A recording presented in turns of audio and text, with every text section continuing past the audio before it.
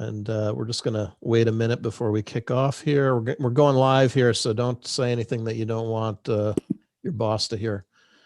Yep. Disclaimer, while everyone's joining, we do record these sessions. So if you prefer not to be on video, that's okay. If you prefer not to speak, that's okay too. You're welcome to listen, but we also encourage participation. It's a conversation. So if you're comfortable, feel free to stay off video, just be part of the show. But we do want to give everyone the heads up that we are recording, and our goal is to share these out so the broader community that doesn't happen to be free at this time can join and listen in at a later date when it's more convenient. But thanks to everybody for taking time with us this morning or afternoon, depending on where you are. Exactly. And we'll just, why don't we just go ahead and kick things off, because we've got more content than time today. And gosh, we're really, really excited to have Scott Vaughn here. You probably have read a lot about Scott. He is definitely all over the industry in terms of thought leadership on account-based strategies, former CMO, former chief growth officer, passionate about chief marketing techniques. And we're gonna pivot in a moment to kind of his view and vision of what he's seeing in terms of trends. Usually, so Megan and I put this weekly series together for those that are new. And we're really trying to help the industry. Both she and I work in agencies focused on account-based marketing. And we kind of put our heads together 3 or 4 months ago and said, hey, wouldn't it be great if we offer just a resource to help others in a conversation or collaboration? And it's almost become a pre-happy hour here of account-based marketing. Every week we have different guests.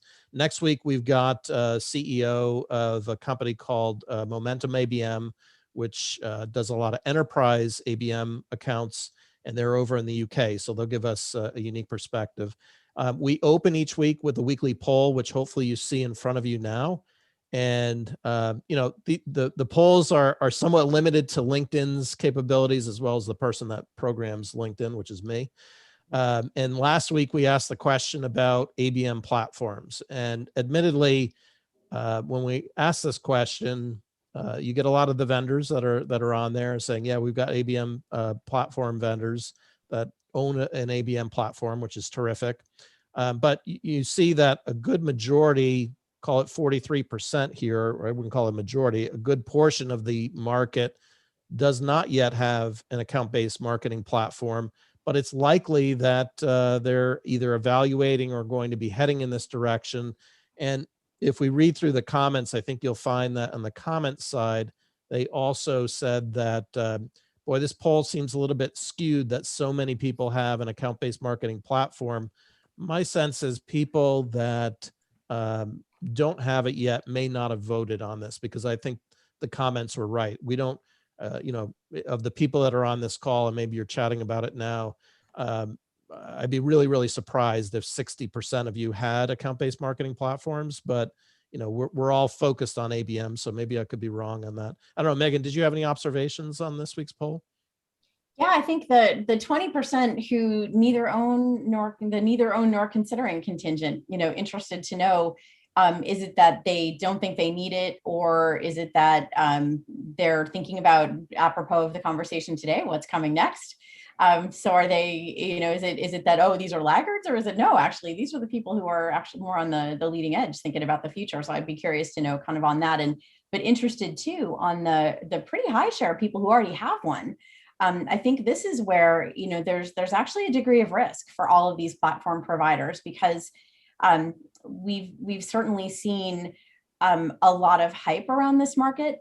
Also, a lot of great things that these platforms can do that are super super valuable for businesses, especially when they put the process and skills behind it to really bring them to life.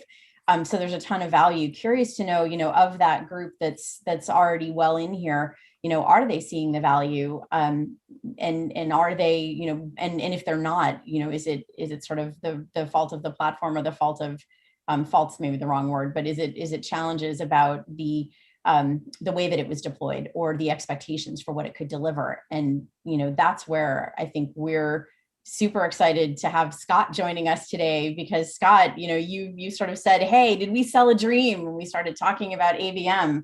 there have been, I think few trends that have captured the imagination of B2B as much as the ABM trend has. And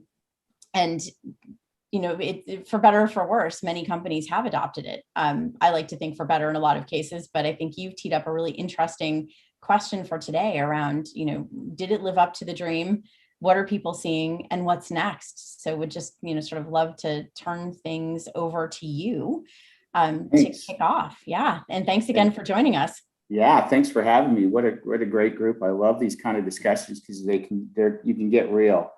And I think one of the things, if we step back and look at what's happening out there, I believe in account-based strategy as part of your strategy. And of course, it depends on your company and the maturity and your business model and everything. But I think one thing we have to acknowledge before we get into platforms, and this is one of the challenges, Megan, that I see, is that you jump to technology before you have your strategy. And, one of the things that can happen quickly. And there's a big race because ABM seems to be the savior, that I need a platform to solve that. We'll tackle that later in the conversation. But if we step back, just take a look at what's happening out there, we have to acknowledge that the whole buyer-seller relationship has changed and evolved. And it certainly started a while ago with digital.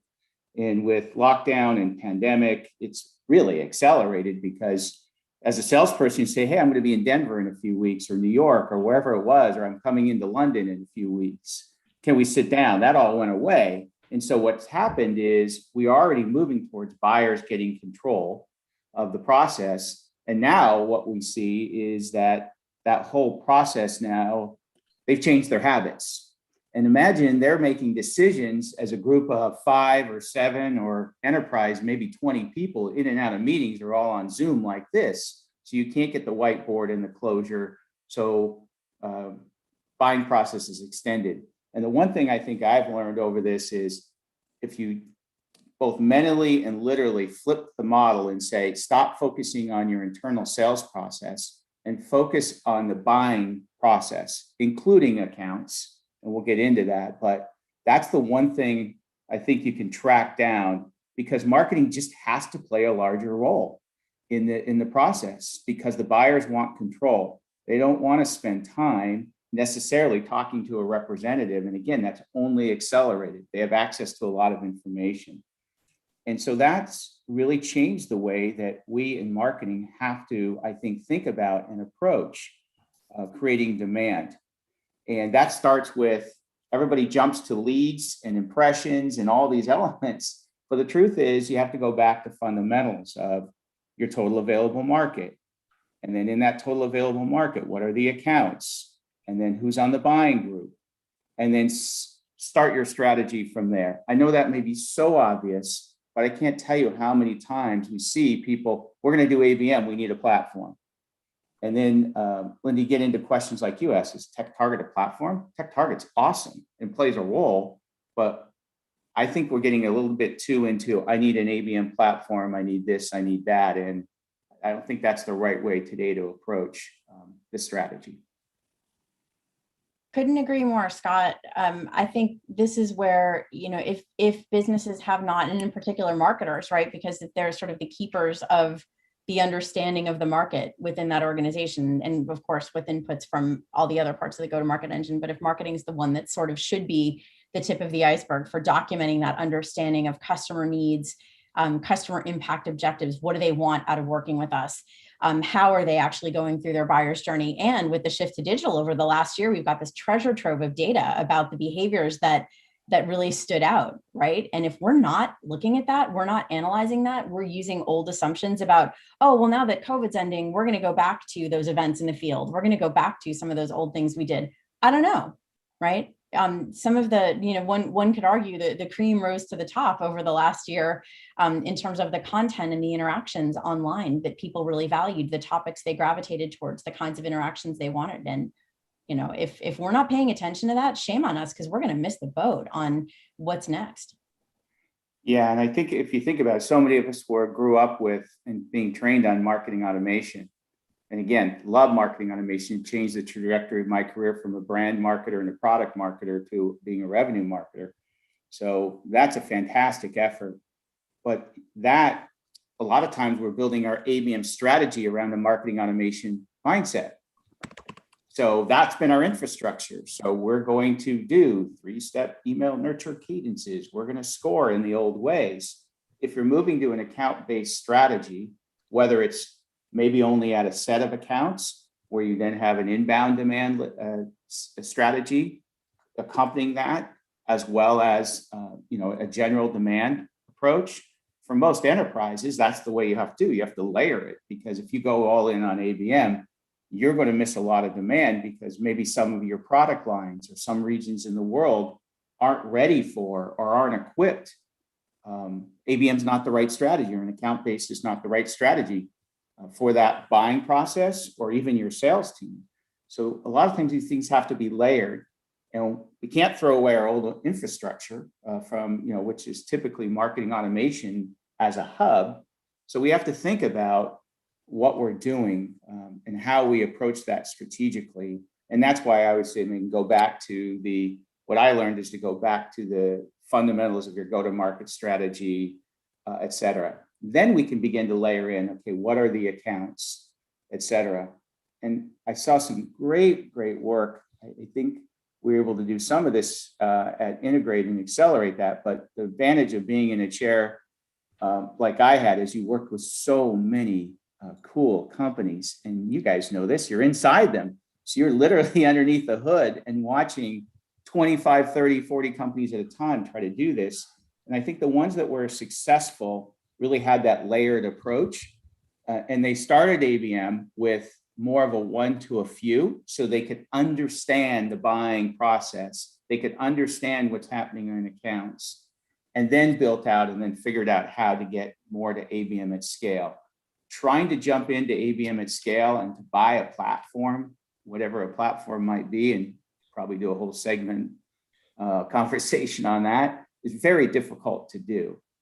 And that's where I think people get crossed up. And what we end up doing is applying marketing automation techniques, ad impressions, inbound traffic that's generated through your website. Does any of this sound familiar? Those are chapters we started 15 years ago. So I think we need to think differently about the digital approach, Megan, as you said, and think about the next generation of how we do that. We don't have to throw away the old, but we have to think about it differently. I think you make an excellent point about marketing automation and kind of the transition that we've gone through. You made two great points there. One is it's really easy to shop for technology. It's a lot harder to do anything else, right? So you've got kind of this proclivity to buy the next shiny penny, buy the next platform. And if you look at marketing automation, it was really designed for businesses 12 years ago. So forms and gated content, lead scoring, which is person-based as opposed to account-based. And now we're kind of stuck. Like, well, everybody on this call has marketing automation, if I were to bet. You're almost kind of stuck with this infrastructure, and you're trying to pivot your strategy, like you said, to that one to few or one to many. It's a very challenging kind of swim upstream. So I think you bring up two great points that, one, the technology and the business environment has changed, and two, it is a lot easier just to go out and shop for technology without thinking through what's your strategy, how are you going after that, and then maybe figuring out, all right, well, what technology will fit that role or need. Yeah, and we, another hangover, and I want to hear from anybody on the call here, is we tend to go into a campaign mindset. So here we say, hey, here are the accounts, whether it's your total available market, the one sales handed to you, or maybe we're a bit more sophisticated in using intent, signals, et cetera. So we start this process, and then we run campaigns the way we ran marketing automation. Oh, we have a product launch. Let's do a campaign. That's everything anti-account based. Account based should be on the account and the buyer's timeline, not on our internal timeline, or we have a big event. Let's launch a campaign. Again, nothing wrong with that, but if we truly want to move to be on the buyer group, and the account timeline, then I think we need to rethink and to take more of an always on approach. Always on approach doesn't mean to put the fire hose out and start chucking impressions and generating leads and all those things out there, but an always on is you're canvassing the market and you have your systems and your processes, however sophisticated there are. And Michael, you brought that up. Yep, there's varying degrees of that, but being able to pull that through and begin to build good muscle and habits out of studying and understanding what's happening in accounts, and then adjusting your media mix, your nurture, whether that be a combination of digital and email, or however you're doing that, your retargeting, everything you can do in motion with sales and customer success. And that I know is a lot, but I think you're off to a better start if you're going to go account based. That's why I say learn to start smaller. And as you build into that, you start to turn the always on. And that begins to get you out of this, hey, we're launching a new product, so we should do a bunch of campaigns. That's all on our timeline, not on the buyer or the account timeline. And that is a huge miss. Scott, can you maybe just go one level deeper in what you just described? Because I'm trying to go from kind of that abstract to what does that really mean? Because I get what you're saying. We fall into the trap. We're launching a product. It's our timeline. We expect everyone that we want to target to just magically respond. And are you saying more about focusing on intent signals and account scoring type of things to drive motion, sales motion? Yes, that's a huge part of it. And it's hard, I will tell you, because I struggle with it, because it takes discipline. You have to be like, you always have to work out. You can't skip stuff. So you have to have the right messages out there that are typically not messages about your product, but messages about the issue. It's a change in mentality, because when we launch something, it's typically a product. So it's around a product. So it starts with good marketing strategy. And then you have to be more precise on where you're targeting and more disciplined about how those campaigns across channels are out there. Easy to say, but getting a level deeper, it's really hard to do, because that discipline of staying in market with your message and almost like canvassing, and it'll be a stalker, but you know what I'm getting, but the messages have to be of high value. And that becomes, I think, really, really important if you're going to identify accounts that are in market. I'm not saying bank everything on intent and fit. That's just a component of the strategy, but you have to have your radar out there and you have to be participating. And that's not just that someone's ready to buy, but maybe somebody's in your pipeline and you're seeing activity. Marketing must play a bigger role throughout. So you need to deliver those right messages in the right channels through that process. So it takes a while to set that up and move out of that campaign mentality. Does that help, Linda, a little bit more perspective?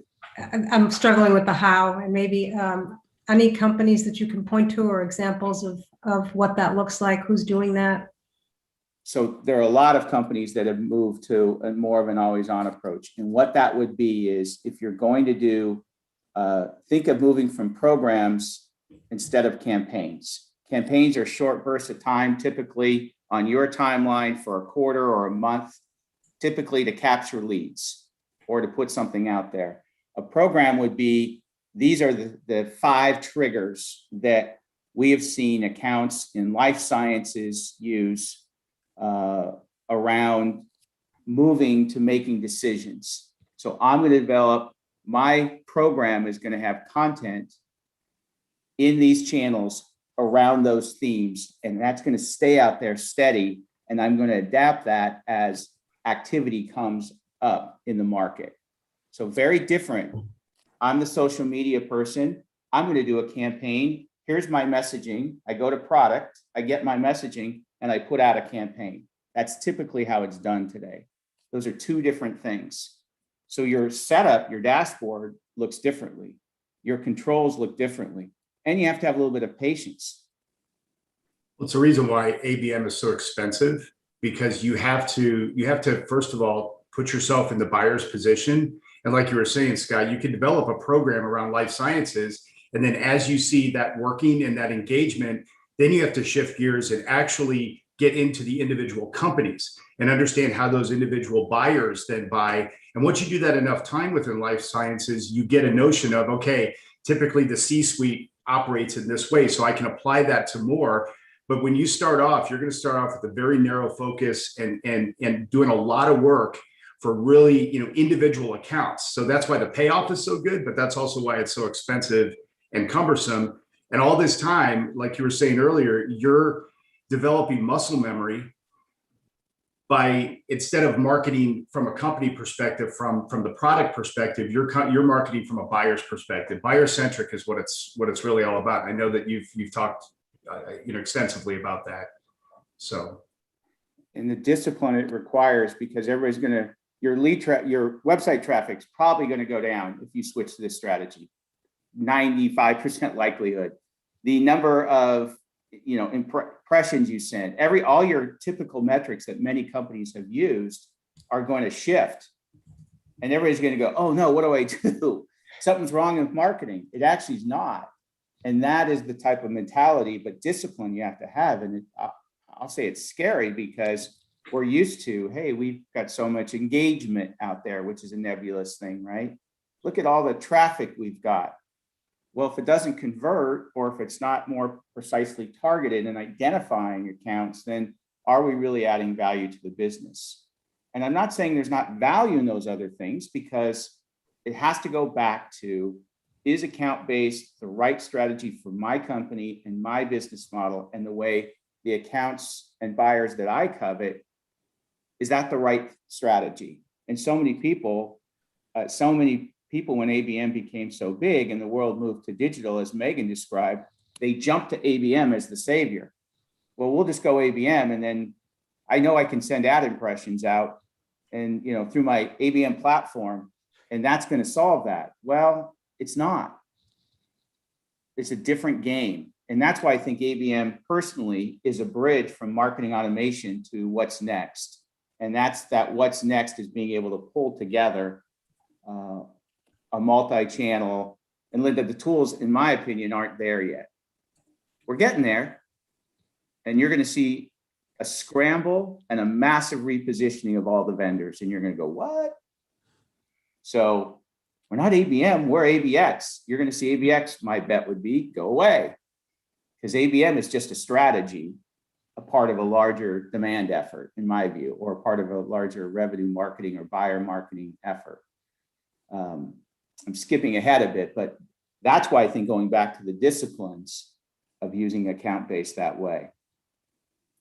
Well, and Scott, you brought up measurement, right? And saying that, hey, some of the traditional ways that we're thinking about it are not doing us any favors, right? If we're saying in ABM by design, your volume is going to go down, but your quality is going to go up. Where does that show, right? And what I'm seeing is it goes back to essentially the economics of the sort of productivity of your funnel, but not your funnel, right? Turn it sideways and say it's pre-sale and post-sale. And if I look at all of the points that I can measure along that way, where I'm looking for conversions, and then I'm looking for how much is flowing through, how much of what is flowing through is converting from stage to stage, and what is the value I'm holding on to as they progress through all those stages. You literally have a math problem that you can do to say, okay, where am I gaining and where am I losing across those dimensions, and how long does it take for all this stuff to flow through? And if I want more of the right things to flow through faster, which of those numbers do I need to tweak? And if you tweak them on the front end, right, and you get, maybe it's lower volume at the top of the funnel, but higher conversions through kind of those buyer's journey stages that then you hold on to post-sale, then you've got this sort of amazing recurring revenue engine that's really, really efficient.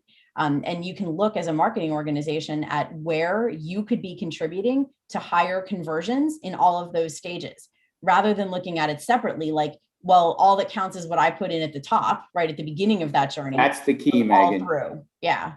So setting expectations, and did I jack this one up? Setting expectations is so critical. Yeah. Okay, we all agree, the revenue team, not just marketing, we're going to move to more of an account-based focus. So what we've learned, I'm sharing back with my internal team, my sales colleagues, the executives, whoever that team is, customer success, we're going to go in on this strategy. So what we should see is less volume. We should be looking at different metrics like account engagement across channels. We should be looking at putting in triggers. Triggers are, hey, when an account comes, what should they experience? It's very different than running campaigns. And it's going to feel weird because I'm used to how many leads did I bring through the funnel? How much pipeline? And then I have to say it, this is a side note tangent, this is a rant. Oh, now we've got to attribute. What does attribution mean in most B2B organizations? It's a credit game. Yeah, for sure. You're trying to grab credit. That just never works in the long run, excuse me. But what we're doing here in the shifted thinking is being able, I like the sideways analogy very much, because I think what we're trying to do, and you can't do it overnight because you may not have all your systems or your process or your content set up to move further along the buyer's journey. That's okay, you can put that in place. But if you can get momentum, you can start pulling through accounts that matter. And you're starting to measure at the account level activity and the buyer's group. And some of the most fundamental things are, for example, I know a few people on here, the call I see have a lot of experience in this. They misuse stuff like content syndication. Content syndication is a wonderful way to build your buying group committee with opt-in so that you can actually then go market and contribute to it, for example, versus using content syndication to drive a bunch of leads into the marketing automation system to do a 3-step automated nurture where the prospect is not going to be surprised or delighted that they're getting a 3-step automated nurture. They're getting it from every vendor for years. Hope that makes sense. Well, it's really, go ahead, John, you were going to say something? No, I was just going to say, outside of the misapplication of tools, the thing that I see the most when companies are struggling with getting their ABM or account-based strategy off the ground is what you were saying, Scott. It's the cultural alignment, right? It's setting the expectations at the very beginning that everyone is going to see something different and getting agreement from everyone's point of view, because the CEO is going to expect to see a different thing, and you got to know what they're expecting and make sure that their expectation is set properly before you start shifting gears. Because if you're 6 months into this and everyone's expecting something different, they're gonna put a stop to it. They're gonna say, this isn't working, even though it could be working. The expectation, the alignment wasn't set at the beginning. So that, from my perspective, that cultural alignment is really, really key between everyone in the organization, from the CEO right down to the intern is the way I say it. Right. Yeah, in our experience, I love your comment here about sales marketing is underestimated. It's so underestimated, and that's why I hate the word alignment. That's a personal pet peeve. There's no science behind my statement. I've hated it for years. This has to be more of a cultural, as John noted, and it has to be more integrated. You have to be. This is not kumbaya, one team, but it has to be emotion. If you mess that up, it's really hard then, because then everybody's trying to pick their little part and measure and take credit, and then you blow your whole idea of the strategy that is really smart. And you can still, by the way, have a demand layer working. You can still have all your inbound forms, and you don't have to give up on good, solid demand just because you're doing an account-based strategy. You can actually do both in motion. You can have 2 measurement systems that maybe come together on a dashboard, but you can pull that through. And I think that's what, like Snowflake, you use that example. Look, you guys, when you have the wind behind your sail, Snowflake is a great example of a great company that built a really cool product at the right time that customers love. That helps a lot.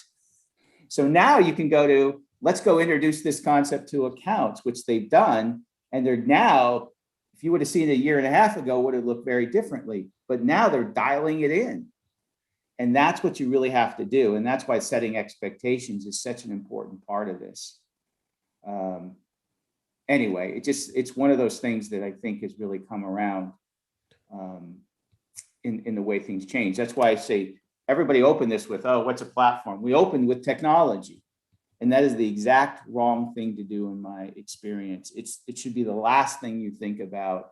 And it should be in context to obviously your goals, but also what else you have installed. Maybe you may be able to really get started with things you have.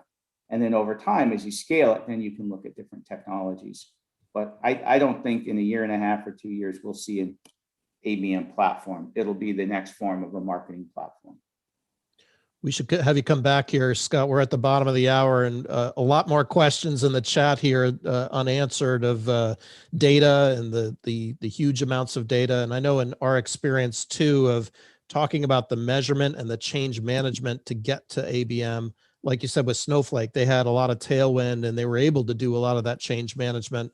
That is not trivial work, and it really circles back to what Megan said at the beginning, where everybody thinks it's easy, but to do that measurement in Salesforce in a way that is understandable, there's a lot of work that has to go into that, at least from what we've seen as well. Oh, and John, the coming years, we built the marketing automation centric structure with CRM and Salesforce. So you have to do a little bit of unwinding.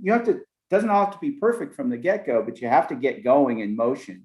And then everybody wants to cover every account and every subsidiary. And it's just, yesterday, my experience, who's screwed it up, who's watched companies go through this, step back, lay it out. It's actually logical, but then we have to say, what does that mean for our data? What does it mean for our process? What does it mean for our systems? And just build a blueprint and start working on it.